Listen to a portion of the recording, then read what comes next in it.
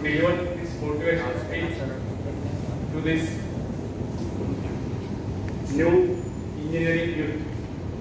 Myself, Dattatreya, I am the retired principal of Government IIT. Basically, I am an electrical engineer. I have been working as an electrical engineer at Koida Hydroelectric Project for 2 years, 1 year at Chandrapur Thermal Power Station. Then after I joined the Government Technical College and worked as a lecturer for 13 years.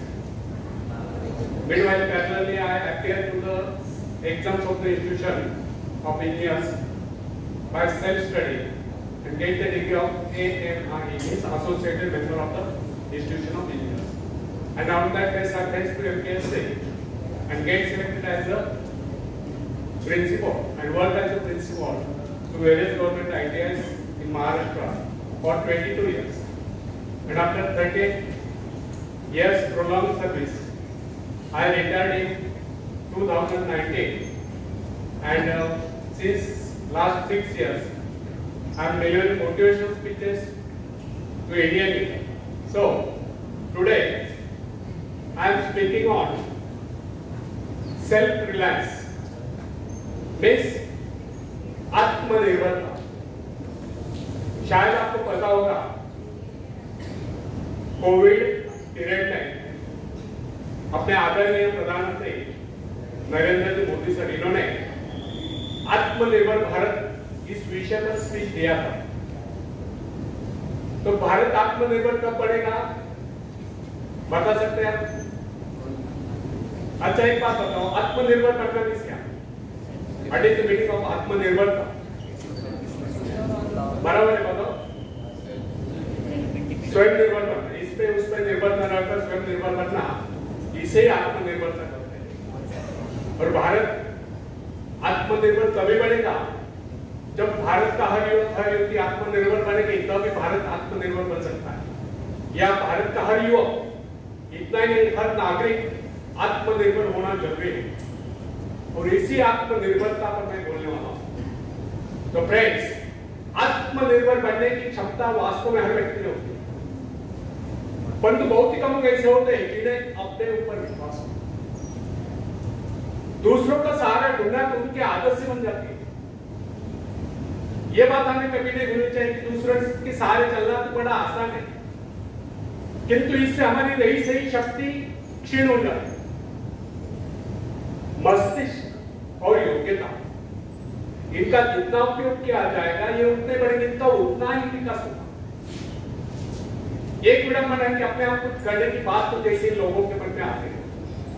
कुछ लोग अपने आप एक ही काम करते रहते हैं और वो आज अपनी बदनसीबियों का रोना या दूसरों के आश्रय कर उनके गुणगान करना. ऐसे लोग जिन्हें सदा दूसरों के ही बल पर विश्वास होता है, वे केवल पिछलकों की संख्या पाकर निंदा के पात्र बने रहते. ऐसे लोग अपने आंतरिक शक्तियों का भी लाभ नहीं उठाते. फ्रेंड्स, ये न समझना आप यदि जन्मजात नेता नहीं है तो ऐसे लोग. जन्मजात कौन क्या होता है? कोई मानव, कोई वैज्ञानिक नहीं होता, बल्कि एक अबोध बालक जन्म के बाद अपने में ऐसी शक्ति पैदा करता है जिसके सहारे वो अपने व्यक्तित्व की एक अलग पहचान बना लेता है.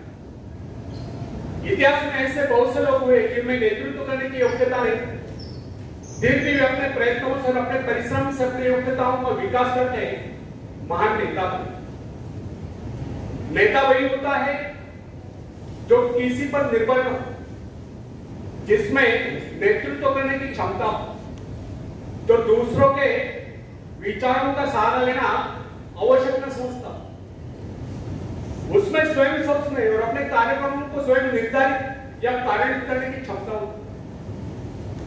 लोगों की संख्या बढ़ाकर भीड़ के बीच में चलना तो कोई बड़ी बात नहीं. बड़ी बात तो यह है कि लोगों के दिलों में अपना स्थान बनाया जाए, चाहे लोगों की संख्या कितनी कम क्यों न हो. ऐसे लोग वही होते हैं जो आत्मविकास करके शक्तिशाली होते हैं. ऐसे लोग अपने भाग्य को बदल देते हैं, अपने साथ साथ दूसरों का भी भाग्य बदल देते हैं. फ्रेंड्स, आज के युग की विडंबना यह है कि हर कोई किसी न किसी का सहारा ढूंढते नजर आता है. किसी को अपने धन का सहारा लेना पड़ता है तो किसी को अपने मित्र का। कुछ तो अपने वंश पर ही खुले नहीं समाते। ऐसे तो बहुत ही कम लोग होते हैं जिन्हें अपने ऊपर पूरा विश्वास हो। दूसरों की शक्ति पर जीने वालों का एक मनोविज्ञान यह भी होता है कि ऐसे लोग सदैव किसी न किसी को दोषी ठहराकर अपना पक्ष बचाने के अवसर ढूंढा करते हैं।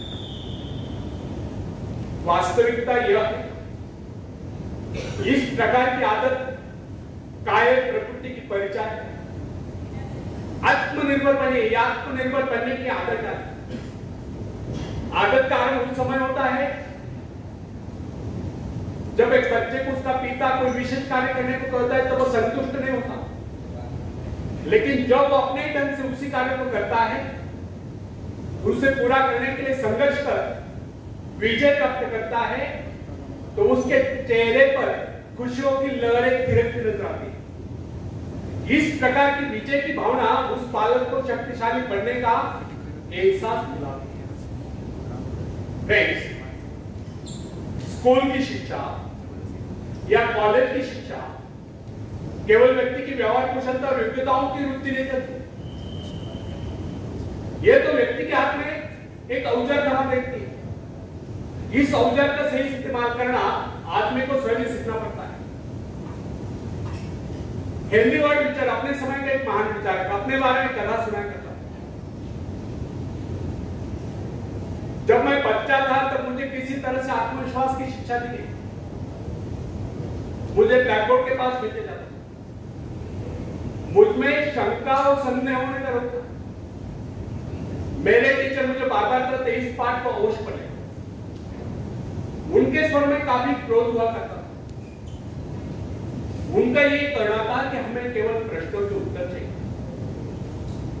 यद्यपि उन शिक्षकों का यह व्यवहार कठोर ही प्रतीत होता, किंतु इतने सारे बच्चों को सीधी राह पर लाने के लिए उनका यह व्यवहार उचित और इस व्यवहार का नतीजा था कि 1 मास से भी कम समय में विदिन ए मंथ मैं उन सभी सवालों के जवाब निकलने लगा जो मुझे सबसे कठिन लगते। एक दिन मुझे ब्लैक बोर्ड पर एक सवाल हल करने को कहा। जैसे मैंने सवाल हल किया, टीचर बड़े कठोर अंदाज में बोले बिल्कुल। अब मेरे पश्चात उन्होंने किसी दूसरे छात्र को बुलाकर उसी सवाल को हल करने को कहा। उसने उसी तरीके से सवाल हल किया जिस तरीके से मैंने किया था। मेरा उसका जवाब एक था। फिर टीचर उसकी पीठ थपथपाकर बोले शाबाश, तू तो इस सवाल को हल करने में सफल हो गया। अब मुझसे रहा नहीं गया, मैंने तुरंत ही खड़े होकर पूछा, सर यदि इसका मेरा जवाब एक सुलझाने का तरीका है, फिर आपने मुझे डांट कर गलत क्यों कहा? तब टीचर बोले, यह बात तूने पहले क्यों नहीं की जब मैंने तुझे गलत कहा? फ्रेंड्स, केवल पाठ को याद करने से कोई मतलब नहीं। हमारे भीतर यह विश्वास होना चाहिए कि जो कुछ हमने याद किया उसे कोई काट नहीं सकता। इसे ही आत्मविश्वास होता है। और जिनमें ही आत्मविश्वास होता है वही तर्क दे सकता है, वही बस है की चर्चा कर सकता है। लेकिन जिसे स्वयं अपने ऊपर ही विश्वास न हो वो क्या तर्क करेगा? उसके तो अच्छे कार्यों को भी अगर हमने गलत कहा तो उसे यही समझ लेना होगा, हो सकता है वो गलत है। फ्रेंड्स, मनुष्य को भ्रम होता है कि अकेले काम करने से अच्छा किसी दूसरों की सहायता लेकर काम करना होता है। लेकिन अपने ऊपर विश्वास करके पूरी लगन से अगर कार्य को किया जाए तो उसमें सफल होने की आशा दोगुनी हो जाती है। हर महत्वाकांक्षा का अर्थ होता है अपने शस्त्रों का परीक्षण करना, लेकिन दूसरों की नकल करना, दूसरों पर निर्भर रहने से व्यक्ति में दुर्बलता ही तो आती है। शक्ति तो हमारे स्वयं के मेहनत करने से आती है। अखाड़े के पास बैठकर हम अपने शरीर को शक्तिशाली नहीं बना सकते, या दूरदर्शन एक्सरसाइज प्रोग्राम देखकर हम अपने शरीर को तंदुरुस्त नहीं बना सकते। इसके लिए हमें स्वयं ही व्यायाम करना होगा, स्वयं एक्सरसाइज करना। फ्रेंड्स, यदि आप जीवन में सफलता चाहते हैं तो इसके लिए आपको स्वयं भी प्रयास करना, स्वयं भी उस रास्ते पर चलना होगा जो आपको उन्नति को ले जाता है। और वह रास्ता है आत्मविश्वास। अपनी शक्ति को पहचान कर आप सफलता प्राप्त कर सकते हैं, या अपनी योग्यताओं को बढ़ाकर आप सफलता प्राप्त कर सकते हैं। मगर यदि आप ये सोचते हो कि संसार में कोई दूसरा व्यक्ति काम कर रहे और सफलता हमें प्राप्त हो, तो ऐसे कैसे हो सकता? जो लोग बच्चों को इस प्रकार जीवन क्षेत्र में उतरना चाहते हैं, वे बिना किसी संघर्ष के, बिना कोई कष्ट उठाए आगे बढ़े, तो वे उनकी राह में कांटे बिछाते हैं। संतान को ऐसा बनाना है कि वो किसी भी प्रकार के संघर्ष का सामना करने में अयोग्य हो, तो इसका सीधा अर्थ यह हुआ कि वे लोग अपनी संतान का भविष्य शुरू से बिगाड़ देते हैं। संतान को सुख और ऐश के झूले में झुलाने वाले माँ बाप संतान के सबसे बड़े दुश्मन होते हैं। दूसरों की तो छोड़ो, वे उसे स्वयं को पहुंचाने की जहमत भी उठाने दे देते, स्वयं को पहुंचाने की कष्ट भी उठाने दे देते। बच्चों को भी समझना चाहिए, स्वर्ग जाने की इच्छुक को स्वयं भी मरना पड़ता है। स्वर्ग वही जाएगा जो मरेगा, दूसरा कोई नहीं जा सकता। इसी प्रकार जीवन का सच्चा आनंद वही पाएगा जो अपनी आत्मा की शक्ति को पहचाने। फ्रेंड्स, यदि आप किसी कार्य में कामयाबी चाहते हैं, सफलता चाहते हैं, उसके पीछे अपनी पूरी शक्ति लगा दें। नवयुवकों का या नवयुवतियों का स्वभाव होता है सड़ना, सीखना, अनुसरण करना।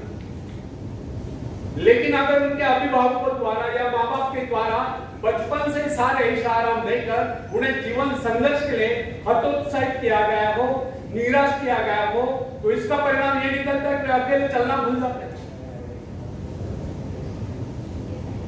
उनकी हालत पैसा के ऊपर चलने वाली जाती, फिर तमाम उम्र वे बिना किसी सहारे के चल ही नहीं पाते। इसलिए यदि जीवन में कुछ करना चाहते हो, कुछ बनना चाहते हो, तो अपनी सहायता स्वयं करें। किसी की सिफारिश या प्रभाव से आगे बढ़ने के प्रयत्न आपके भविष्य को नष्ट कर। स्वयं को इस योग्य बनाओ कि आपको किसी दूसरों से सहायता की आवश्यकता न हो। अपने भीतर रखा साहस और विश्वास रखें। आनंद तो उसी उन्नति में आता है जो स्वयं के द्वारा प्राप्त होता है। दूसरों के भरोसे उनकी सहायता से आगे बढ़कर अपने को अपंग बनाने का क्या उपाय है? इससे तो मनुष्य की अपनी सारी शक्तियां दम्भ होती, अपने बुद्धि कुंद हो जाती। जो दूसरों की सहायता का मोहताज बनाना, जो अपना हाथ तक नहीं ला सकता, वो क्या कर सकता है? वो जीवन में दूसरों का मोहताज बना रहे। ना उनमें आत्मविश्वास आता है, ना वे स्वयं के भरोसे आगे बढ़ पाते हैं। उनका तो भविष्य ही अंधकार में